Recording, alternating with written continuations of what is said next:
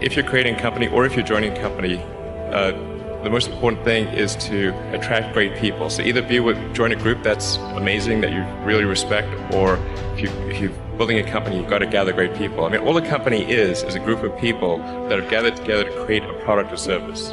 And so depending upon how talented and hardworking that group is, and the degree to which they're focused cohesively in a good direction, that will determine the success of the company. So do everything you can to gather great people if you're creating a company. Focus on signal over noise. A lot of companies get confused. They spend money on things that don't actually make the product better. For example, at Tesla, we've never spent any money on advertising. We put all of the money into R&D and manufacturing and design to try to make the car as good as possible. And I think that's the way to go. For any given company, just keep thinking about, are these efforts that people are expending, are they resulting in a better product or service? And if they're not, stop those efforts. Depending on how well you want to do, particularly if you're starting a company, you need to work super hard. So what does super hard mean? Well, when my brother and I were starting our first company, instead of getting an apartment, we just rented a small office and we slept on the couch.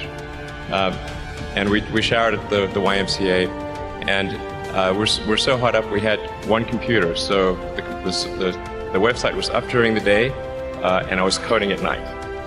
7 days a week, all the time. And I sort of briefly had a girlfriend in that period, and in order to be with me, she'd have to sleep in the office.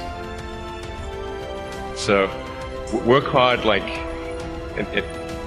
every waking hour. That's the thing I would say, particularly if you're starting a company.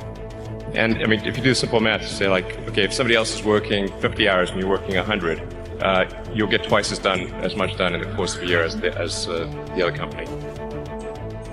Really liking what you do, whatever area that you get into, given that, even if you're the best, there's always a chance of failure. So I think it's important that you really like whatever you're doing. If you don't like it, life is too short. If you like what you're doing, you think about it even when you're not working. It's something that your mind is drawn to, and if you don't like it, you just really can't make it work.